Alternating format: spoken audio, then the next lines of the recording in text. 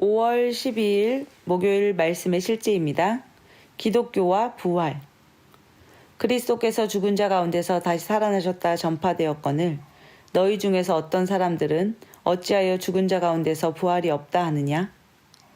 언젠가 어느 유명한 성직자가 자신은 주 예수의 부활을 믿었었지만 이제는 예수가 정말로 죽은 자 가운데서 살아났는지에 대해 의문을 품게 되었다고 공식적으로 말한 적이 있습니다. 사실 그는 자신이 그리스도인이라고 주장했지만 그는 예수님을 믿은 적이 없었습니다. 예수님의 부활을 전적으로 믿지 않고 그리스도인이 되는 것은 불가능하기 때문입니다. 첫째로, 부활 없이는 기독교도 없습니다. 기독교는 십자가로부터 시작되는 것이 아니라 오직 부활로부터 시작됩니다.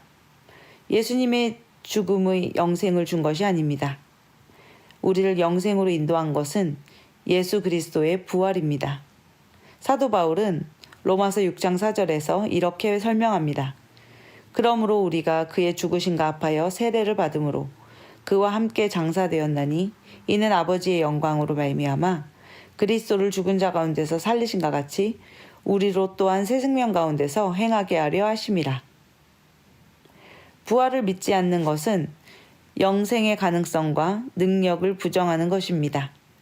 그리고 당신이 생명을 가지고 있지 않다면 당신은 그리스도인이 아닙니다.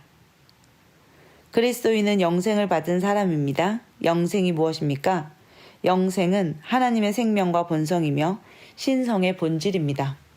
예를 들어 개는 염소가 아니며 닭은 타조가 아닙니다.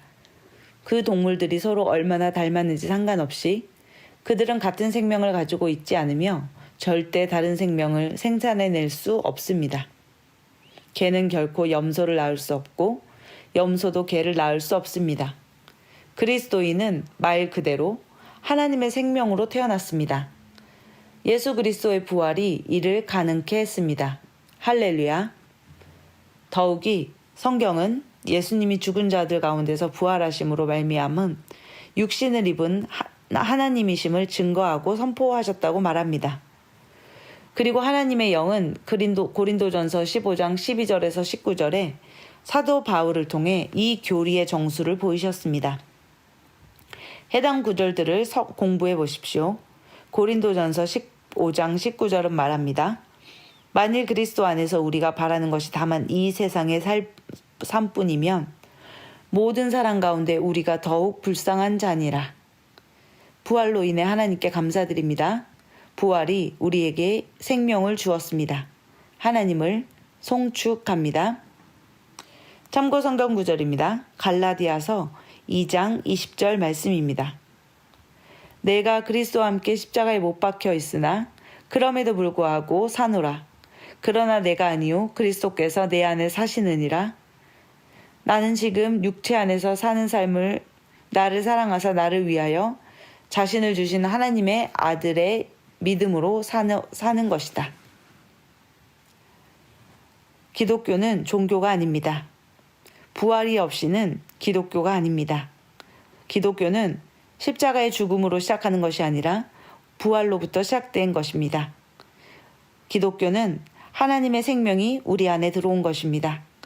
우리는 하나님의 생명, 하나님과 똑같은 본성을 가지고 있습니다. 그것이 바로 영생입니다. 예수님의 부활하심으로 말미암아 이것이 가능하게 했습니다. 우리 안에는 그리스도의 부활하신 생명이 있습니다. 이제 우리가 육체 안에서 사는 것은 우리 안에 와 계신 그리스도의 생명, 하나님의 영생, 우리 안에 그 생명으로 말미암아 살아가는 삶뿐입니다. 우리는 더 이상 육체적인 존재가 아닙니다. 우리는 영적 존재이며 우리의 영은 예수 그리스도의 부활로 하나님의 생명을 가지게 되었습니다. 할렐루야. 부활이 우리에게 영생을 주었습니다. 함께 기도하겠습니다. 사랑하는 아버지, 우리를 기독교로 인도한 그리스도의 영광스러운 부활에 감사드립니다. 부활은 우리에게 영생을 주었습니다. 이 영생은 부서지지 않으며 쓰러지지 않는 견고한 생명입니다. 나는 내가 생명의 새로운 가운데 걸으며 그리스도와 함께 일으켜졌고 그리스도와 함께 승리와 권세와 통치의 자리에 앉아 있음을 인식합니다. 예수 이름으로 기도합니다.